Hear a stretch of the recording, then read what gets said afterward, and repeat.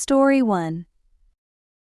Hey Reddit, this is going to be one of those weirdly specific confessions that probably no one else can relate to, but here goes nothing. I'm a 21-year-old female currently studying physiotherapy at university, and I have a rather unusual obsession. You know that guy from the Mr. Clean or Maestro Lindo, depending on where you are commercials? The bald, buff, sparkling clean dude who can make any surface shine with just a wink. Yeah, I'm kinda obsessed with him. It all started innocently enough. I was procrastinating on my anatomy homework, which, let me tell you, is about as exciting as watching paint dry. So I was flipping through channels and suddenly, there he was, Mr. Clean in all his shiny-headed glory. The way he tackled that dirty kitchen, with those muscles rippling, and that confident smile. I was hooked. Now, I didn't just stop at casually enjoying the commercials like a normal person. Oh no, I went full-on detective mode. I scoured the internet for every single Mr. Clean ad ever made. I have a folder on my PC dedicated solely to these masterpieces of cleaning propaganda. We're talking dozens of videos, all meticulously categorized by year, country of origin, and level of sexiness. But wait, it gets worse. Have you ever heard of Rule 34? If not, consider this your final warning to turn back. For those still with me, Rule 34 is the internet's gift to humanity that states if it exists, there's porn of it. And yep, you guessed it, there's explicit content of Mr. Clean. I have a subfolder within my main Mr. Clean folder where I keep all this .uh, let's call it fan art. Some people collect stamps, I collect R34 Mr. Clean content. It's not something I'm proud of, but hey, you like what you like, right? My friends have no idea about this. They think I'm just a regular, hard-working student who occasionally has a quirky sense of humor. Little do they know, I'm secretly fantasizing about a buff, bald cleaning man who could probably bench press me while wiping down a countertop.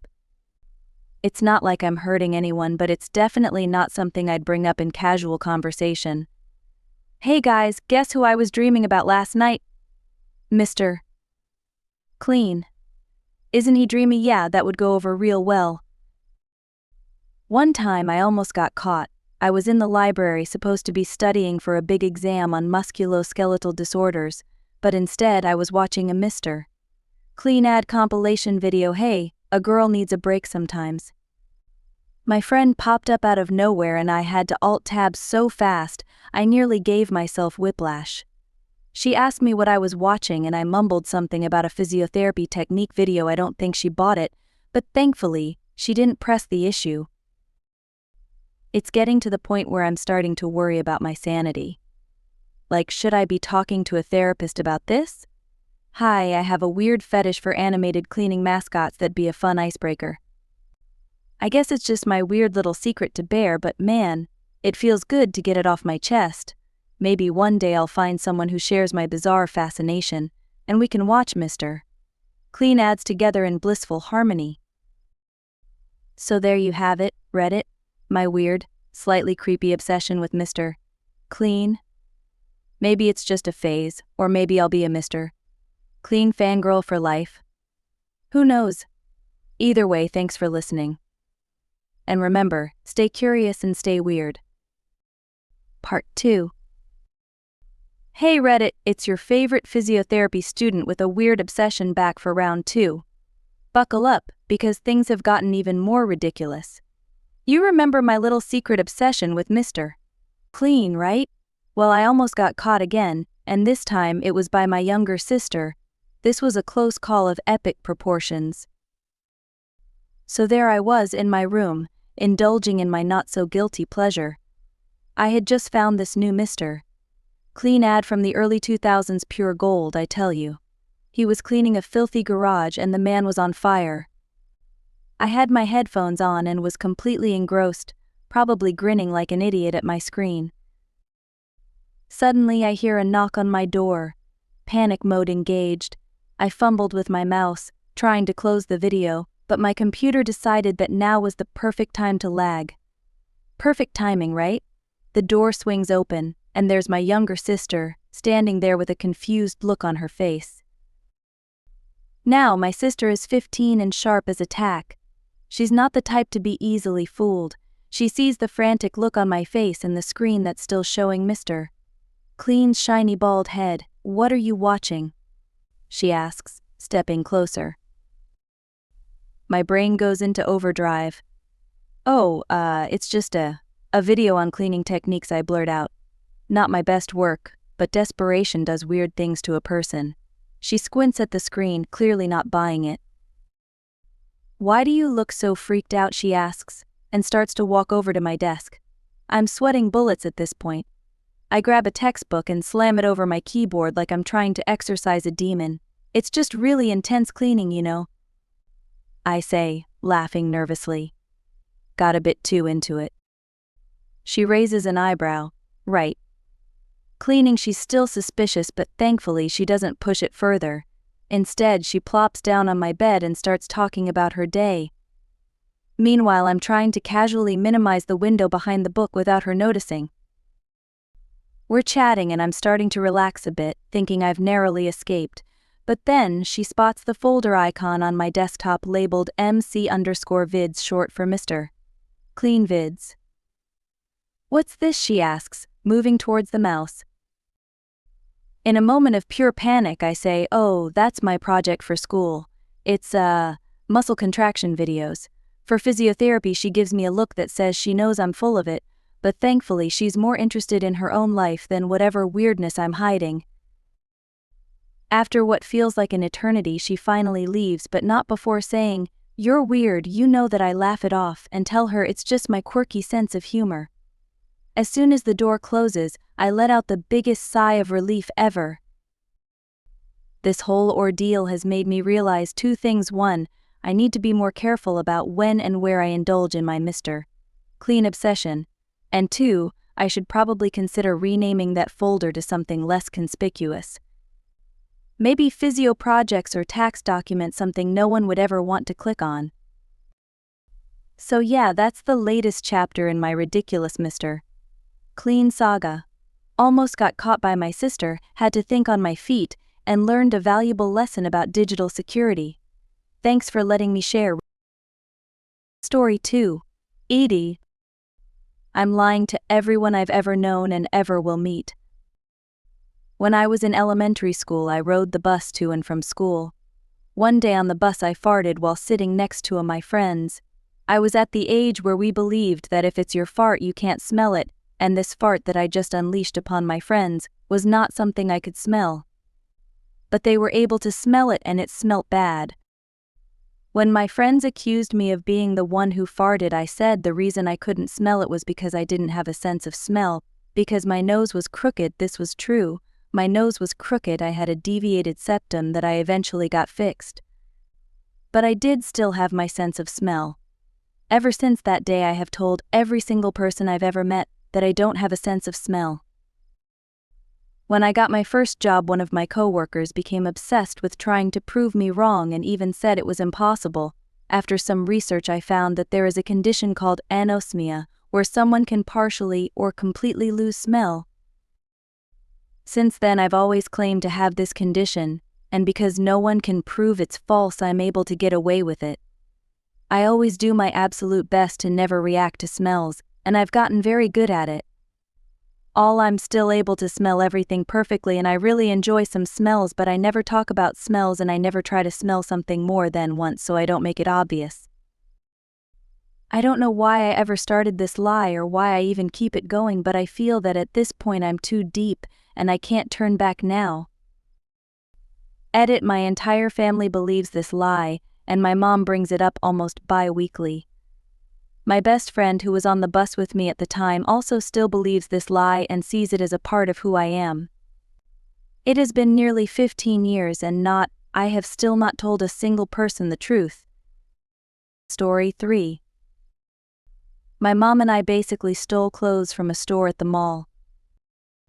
When I was a kid, I would go to the mall for a big back-to-school clothes shopping trip with my mom. I used to force her to let me waste her money at Abercrombie. She hated it there, and was always really annoyed, but we would still shop there. We were checking out and I had probably 6 shirts and 3 pairs of jeans. The girl behind the counter was a complete moron and somehow rang up the shirts and then rang up 3 of them again and didn't scan the jeans at all. My mom and I watched her do it and looked each other straight in the eyes and then just looked away. Since she never actually scanned the jeans, the total was close to $250 less than what it should have been. My mom paid and we left. Out of the store I asked my mom if she was aware. She said, "Oh yeah, I'm aware. Let's go home." And we went straight to the car and left. Story 4. I used my infant son's stroller to shoplift food while he was in it. Many years ago, when my son was about 9 to 10 months old, I found myself in young unemployed single parent, my son in nearly 40 now. At that time, and where I was located geographically, there were no food pantries. Knowing I had to eat and my son had to eat, I resorted to shoplifting food from supermarkets. What made it feel worse was that I made my son an accomplice by turning it into a game by hiding food under his stroller blanket or pillow. I would then buy something for my son like candy or a small toy as a reward. At the time I was only 19 years old and could not think of any other way of getting food. However, now realize shoplifting was not a good example for a child. I am sorry. Story 5. I paid 3 months of rent by stealing things from Walmart and Target, then selling them on eBay. Title explains it for the most part. I'm in a rough spot, lost my job, had to move from my house after being fucked over by a friend, had to give my cats to someone to watch over them, and my GF is lucky if she gets 20 hours a week at $13 an hour, which simply isn't enough to cover our rent and bills. Both of our phones are shut off right now because we can't afford the service, and we're eating like shit because we barely have money for food. I went into Target with a food delivery backpack twice and stole a bunch of food for us and didn't even get glanced at by employees walking out, so I got the idea to try stealing a couple things to sell.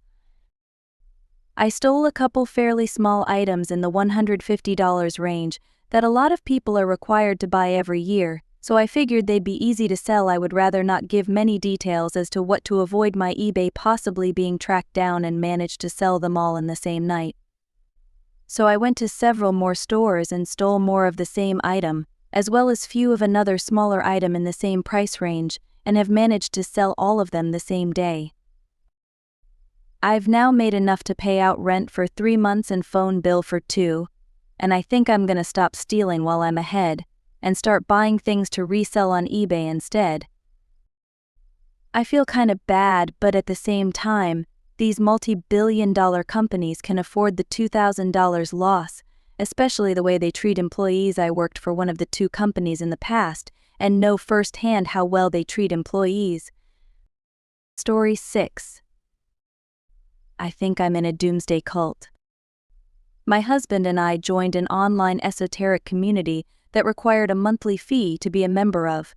It also provided classes that included tarot, mysticism, magic, etc. Everything was okay because it included a group of people from around the country, America, and felt safe. Well, over time things kept happening and now I'm not so sure.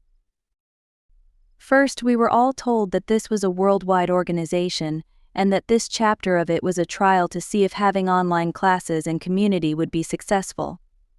The leader talked about the leadership in Rome and Chicago and really made it seem like things were bigger. Even would go as far as talk about how he's having meetings with these people across the nation that run these other chapters. Well, recently some members have left, some truths have been revealed, and I am no longer sure. Turns out the leader has a violent criminal history and wasn't using his real name with us. He's not actually legally married to his wife, who is currently pregnant and due in June. Some of the older masters are pedophiles according to newspaper articles, and turns out there is no other chapters. This org and everything associated to it is all in the leader's name legally. Other members have found more info out, such as his credentials are not real and the only degree he has is an Associate of Arts from his local community college. Now it turns out this org is actually a Christian church. The leader thinks himself next to God and demands loyalty and servitude. When members do something like miss a meeting or choose their spouse over their classes, the leader directly scolds them and forces them to leave the org. He spins webs of lies to convince all of us why they had to leave, and it's all suspiciously focused on him. My problem is, I had a miscarriage recently that devastated me. Another member last year donated a couple $100,000 so the organization could have a brick-and-mortar building, and the leader bought a Christian church. He made several speeches on how living communally would benefit us all, and I desperately needed something to cling to. My husband and I eagerly volunteered to be the legal name owners of the communal housing and even got my parents to fund this. The leader and his pregnant wife have now moved in, and it's only been about a week. Now that I see them in the raw every day, I no longer believe any of the things he said. But he made us sign a multitude of contracts, constantly talks about how he's suing this person, and that person, and I'm now legally tied to him with this commune. I'd kick what to do now. I really thought being around a baby would help with my grieving. I really thought these people were my best friends. I really believed him when he said he has PhDs and has been educated at several colleges, which I guess I now see as ridiculous on the timeline of those degrees and commitment dedication. Now that members have left and there's been a bit of an upheaval in the org, the leader has really pushed recruiting to gain back those monthly fees he's now missing out on. He's forcing us to do pop-up events in the local park, which got us no one.